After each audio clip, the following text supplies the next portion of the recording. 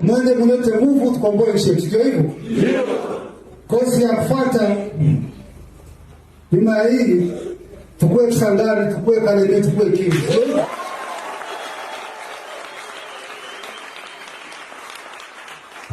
Nitashukuru tena mkifanya kazi ambayo inawahusu. Nitafurahi sana na Mungu awabariki. Wazalendo M23 vers la chute de Tshisekedi. Bandeko na ngai, alliance ezosalema entre Wazalendo et Tshisekedi et M23 AFC. Oyo eza sika chute totale ya Tshisekedi. Bandeko tokota na muzindu. Mais nakopesa nano bino tu bandeko na ngai mbote. A commencer par Hilaire na Pajintonde, ndeko nanga sœur nanga petite sœur ou bien grande sœur nanga Anissa, Destin BM na niveau ya Canada, merci na soutien na bino. Nazo memela bino analyse moko kitoko boko sepela. L'équipe de Nice également na pêche mbote, Pasteur Moïse, Michel Kiwal, Julien Monga, en tout cas merci encore une fois, merci Kozalawana. Merci encore une fois na soutien na bino tout ba melomane ba bandeko nango bo lingaka chronique di Net TV. Lelo eza ba esengo ba alliance ya solo eza ko salema déjà entre M23 AFC nanga et groupe ya Wazalendo oyo baza desi na comportement ya Tshisekedi. Alors batu ebele ba benginga baza ko tuna, est-ce que ça sera possible? Est-ce que ça sera normal? Est-ce que ba okoka cohabiter ensemble? Wanande mituna batu bebele bazako tunanga. Mais nazokota na détail avec ba élément oyo nga na tie à place après koyoka batu et puis na sali analyse nazo pesa la bino ska ba élément moko important oyo ko lakisa bino ke makambo eza likolo ya mabanga. Alors boyebi bien que Tshisekedi a décevoir ba Wazalendo sur tous les plans. Wazalendo eza kaka makambo oyo eza ko leka pendant 5 jours te. Wazalendo pendant des mois baza ko réclamer ba munitions, ba aide et pas Tshisekedi. Baza ko déclarer pe ba salaire na bango et pas Tshisekedi. Ba salaire e ya kate, ba munitions za la kate. Baza ko lia ya manœuvre, il faut ba futisa ka batu ba taxe. Lelo sika bazui réflexe. Eza balobi plus de 70% ba Wazalendo. Baza ko se rallier na M23 pona kolongola Tshisekedi na pouvoir. Balobi il a déçu tout le monde. A décevoir na ba Wazalendo. FARDC kombe bozomona baza kolonga baza ko kima. Baza ko ya na M23 AFC. Maintenant lelo bandeko possibilité alliance oyo nga naza komona ezelo komoko très positif. Alliance na bango e ozalelo komoko très capital. Alors osika eloko kokomela Tshisekedi makasi naza kopesa la bino na kati ya émission. Naza kopesa la bino analyse moko complexe. Eza complexe et vous allez pas complète et puis na ba nuance ebele na kati. Alors na pesa bino no analyse moko stratégique. Bo sepela déjà que awa tokomi na makambo mususu. Kalemie ezokwea kala mingi te. Kindu ezokwea nini oyo Kisangani eza kokweya. Boyoka ki nani general oyo Makenga, Sultan Makenga alobi yango eza te ke aza koloba ngo sima ba kamera, mais alobi yango na kamera. Meeting na bango, alobi bien meeting na bango ya souk oyo kolanda. Bazolinga esalema swati na Kalemi, Kisangani be na Kindu. Est-ce que boyoki yango ya bien? Yango nde tozolobela. Sika possibilité alliance na bango entre ba Wazalendo na ba M23. Côté ba Wazalendo, eza ba mouvement autodéfense populaire, n'est-ce pas? Aujourd'hui, ndenge baza na rupture na Tshisekedi, o baza ko accuser de vouloir les désarmer. Est-ce que na sala ki émission wana lobité avant-hier? Tshisekedi azolinga a désarmer ba Wazalendo par force ako désarmer bango. Azolinga a neutraliser bango. Bandeko na ngai ba masasi bomona ki betaki na nini na Uvira, eza masasi ya pamba te, eza na objectif simanango.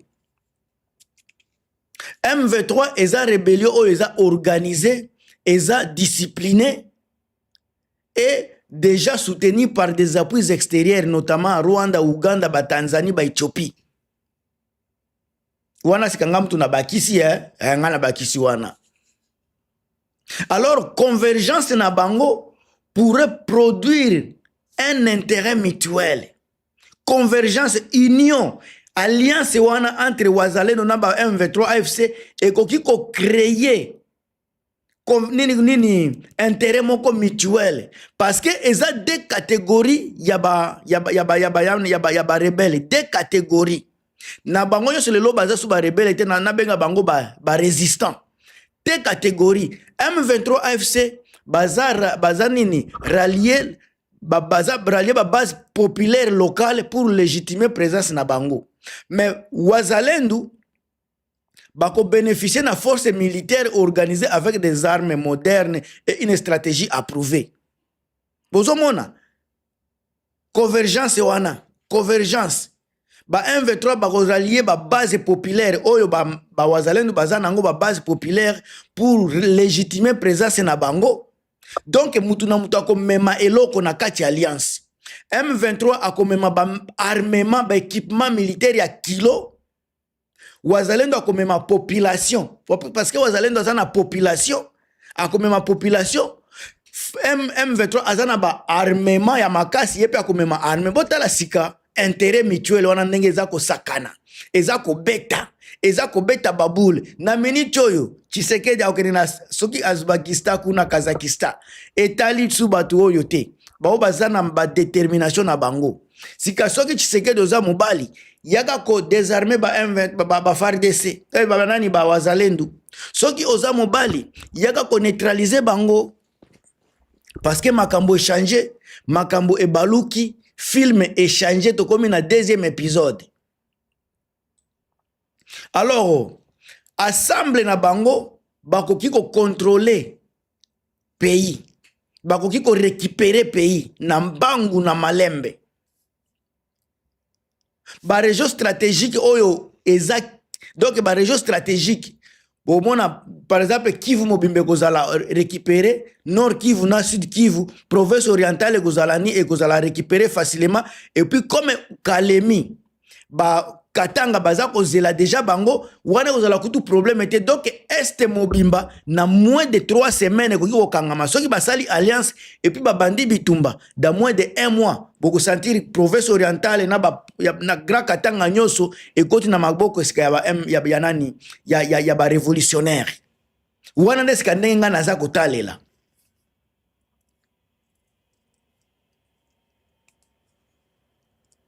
Alors, pour récupérer pays mobimba, et qu'on nécessite coordination moko politique ya makasi.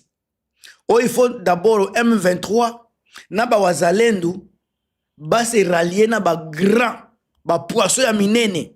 Lokola ba Moïse Katumbi, lokola ba Joseph Kabila, ba Kikaya bin Karubi, ba Mbusa Nyamwisi, bango tu ba se rallier place moko. Ba pesa bango sika force moko politique et costaud. Et puis bako mona makambo ko changer directement. Ba avantage sika ya alliance na bango nde zazo sepela nango. Alliance na bango wana ba avantage. Ndenge na bisa kibino nanu baza na avantage ya population et puis pe baza na avantage ya ba munitions ya ba M23 ba équipement militaire ya grave.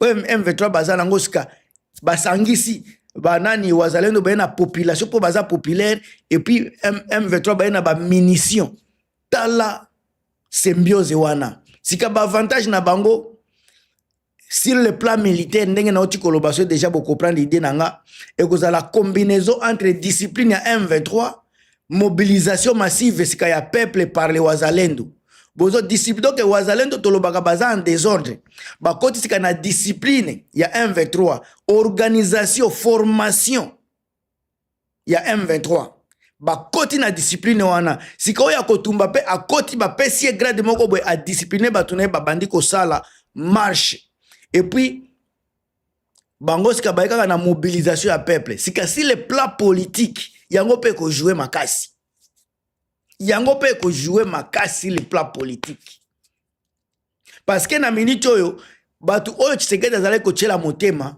ezalaki ba Wazalendo sika Tshisekedi akozala fragiliser o boyoka kapenda mutu akomi fragile parce que kozala opposition locale plus armée à M23 bolanda nanu opposition locale et puis armée nani plus M23 pe bayeko sangana symbiose wana sur le plan politique symbiose wana de eloko makama eza makambo naza kokanisa kaka militairement donc discipline o M23 bakopesa bawazalendo et puis bawazalendo na mobilisation massive ya peuple politiquement Tshisekedi wana kosala kosila donc na minute Tshisekedi aza kosila parce que opposition locale nde bawazalendo wana na population mobimba et puis bobakisika ba équipement militaire au M23 baza nango combinaison wana bandeko si le plan psychologique pe eza ko jouer psychologiquement Tshisekedi ako perdre biloko koloba M23 aza étranger M23 aza soki bandi parce que wazalendo baza kotambola na bango basangani d'abord wazalendo banda bino bobotami bozalaka na banyamulenge na bamboka na bino wana na bauvira bazalaka wana boza batu il faut bozala bobanda kokohabite bokoperaka boza batu moko toza biso tu ba congolais imaginez-vous soki bosangani force na bino na force ya M23 bochango place moko nani mutu akosakana na biso baswahili nani mutu akosakana biso pe tokozala na moya koloba makambo ya discrimination marginalisation ekosila soki tosangani mais o makambo Tshisekedi aza kosala azolinga bobomana entre bino azo créer division entre bino azo créer babiloko moko ba guerre entre bino bandeko tangu boza kobunda bino nde boza kosila bino batu ya Uvira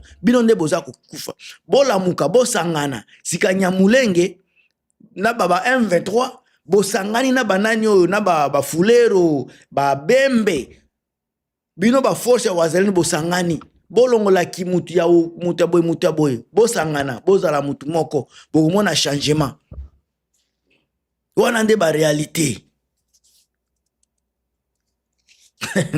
sika opposition bakosepela baomoni Tshisekedi akokaka makambo te azalaka toujours boye il n'est pas capable de tenir na propos na ye na parole na ye yango bozomona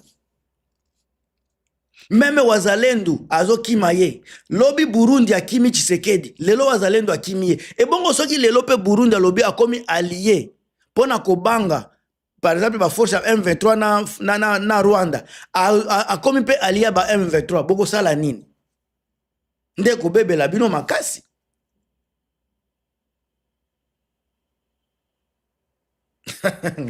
donc sika na minute oyo soki babandi ko beta Tshisekedi nde bokoyoka dialogue feza la inclusive oh to sala transition politique wana sika batu bakolinga ngo lisusu te Tshisekedi batu bakolinga makambo wana te parce que bapesaki yo temps bapesaki yo opportunité oboyaki sika tala force oyo basangani batu oyo bokofinga bango pe ba Rwandais bokofinga bango ba rebelle bokofinga bango ba milice mais bakoyoka bino te parce que baza déterminé sika ya ko récupérer makambo na bango